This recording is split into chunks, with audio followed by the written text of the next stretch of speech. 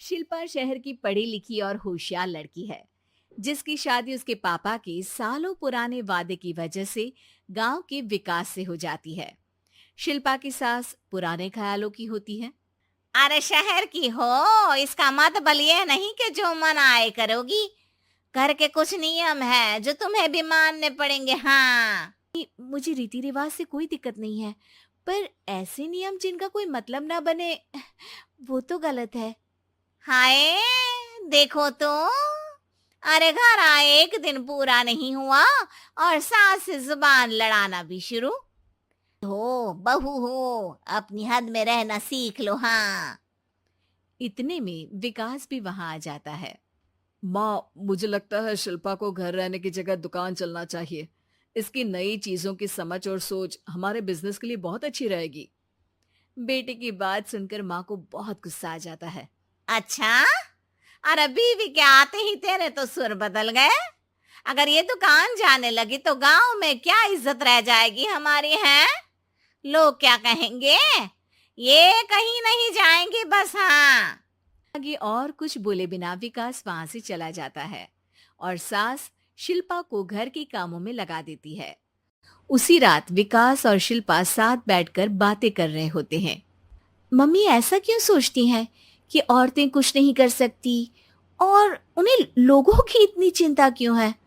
पापा की डेथ के बाद माँ ने दुकान संभालने की कोशिश की थी, पर लोगों ने उल्टी सीधी बातें सुनाकर उनका आत्मविश्वास इतना गिरा दिया कि वो कुछ कर ही नहीं पाई और सोचने लगी कि शायद औरतें ये सब कर ही नहीं सकती। इसे भी नहीं हुआ। लोगों की यही तो दिक्कत है, उन्हें अपने से ज्यादा दूसरे की जिंदगी में स्वाद आता है। वैसे लोग जिनसे डरते हैं ना, उन्हें ही तोड़ने की कोशिश करते हैं। आप फिक्र मत करो, मम्मी की सोच बदलने का तरीका है मेरे पास। और अगले ही दिन से शिल्पा अपनी सास की सोच बदलने और लोग क्या कहेंगे के डर को खत्म करने की जद्दोजहद में जुट जाती है। मम्मी आपको पता है, गीता बबीता, अरे जिनके ऊपर दंगल फिल्म भी बनी है, मैं फिल्म बिल में नहीं देखती। हाँ। वो हरियाणा की लड़कियां हैं। दोनों रेसलर हैं। उन्होंने जब ये शुरू किया था ना, तो लोगों ने बहुत बातें बनाई, बुरा भला बोला, मजाक भी बनाया, लेकिन उन्होंने ना किसी की सुनी, ना अपने ऊपर से विश्वास खोया और ना ही हार मानी। और देखो आज किस मुकाम पर है। अरे तो ये सब मुझे क्यों सुना रही है? हाँ। नहीं नहीं, बस ऐसे ही, हमें अपने आसपास की खबरें तो रखनी चाहिए ना। ऐसा कहकर शिल्पा अपनी सास को सोच में डालकर वहां से चली जाती है। अब शिल्पा हर दिन दुनिया के अगेंस्ट अपनी हिम्मत से सक्सेसफुल बनने वाली लड़कियों की कहानी अपनी सास को सुनाने लगती है। इसी तरह कुछ समय बीत जाता है। और माँ, आजकल बहुत चुप चुप रहती हो, सब ठीक तो है ना? बस कुछ सोचती रहती हैं, इसीलिए ज्यादा बोल नहीं पाती। ऐसा क्यों हुआ माँ? कोई दिक्कत है क्या? अरे तेरी पत्नी ही दिक्कत है? मैंने क्या किया? अरे रोज मुझे कुछ समझाने के मकसद से एक नई कहानी सुनाती है, पर खुद नहीं जानती कि मुझे सब पहले से पता है। हाँ। तो फिर दिक्कत क्या है माँ? लोग क्या कहेंगे? अरे उनका तो काम ही है कुछ ना कुछ कहना। आप ये सोचो कि उन्हें नजरअंदाज करके हम साथ मिलकर किस ऊंचाई पर पहुंच सकते हैं। बेटे और बहू की बातों से सोच में पड़ी माँ वहां से चली जाती है। अरे कहाँ सोते पड़े हो दोनों? किसी को घर में कोई काम नहीं है का? हाँ। सास की आवाज सुन शिल्पा भागती हुई कमरे से बाहर निकल आती है, जिसके पीछे विकास भी बाहर आ जाता है। मम्मी, आप इतनी सुबह तैयार होकर कहाँ जा रही हैं? अरे किसी नई शुरुआत से पहले भगवान का आशीर्वाद बनता है या नहीं? मैं सीधा दुकान जाऊंगी, तुम काम निपटा कर आ जाना है। सास की बात सुन शिल्पा और विकास खुशी से फूले नहीं समाते। ये हुई ना मेरी माँ वाली बात।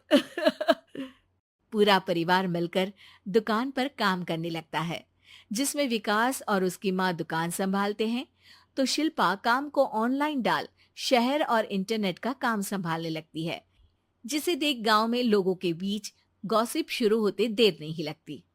और अब क्या विकास भाई, अकेले काम संभल नहीं रहा था तो नौकर रख लेते, और तो को यहाँ लाने की क्या जरूरत थी? इन्हें घर में जो काम बोलो वो तो सही से करती नहीं, यहाँ आकर तो तुम्हें डुबा ही देंगी।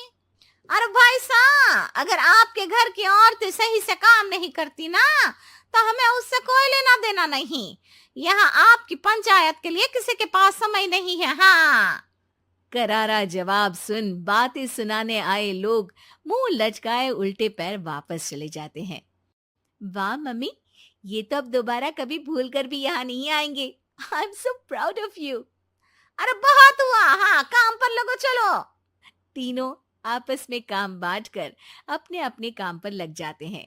इसी तरह दिन दिनों के साथ महीने बीतते हैं, जिसमें शिल्पा की पढ़ाई, विकास की मार्केट स्किल और सास की फाइनेंशियल मैनेजमेंट से उनकी दुकान बहुत अच्छा बड़ा बिजनेस बन जाता है, जो गांव के साथ साथ शहर में भी अच्छा खासा मशहूर हो जाता है।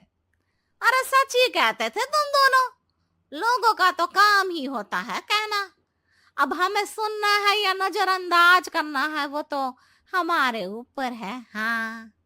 आपकी शुरुआत में गालियां और आसमान छूने पर तालियां, ऐसे लोगों का तो काम ही है पलटना। इनकी बातों से हमें कभी अपनी राह बदलनी नहीं चाहिए, बल्कि अगर बातें बन रही है तो समझ जाओ कि रास्ता सही है।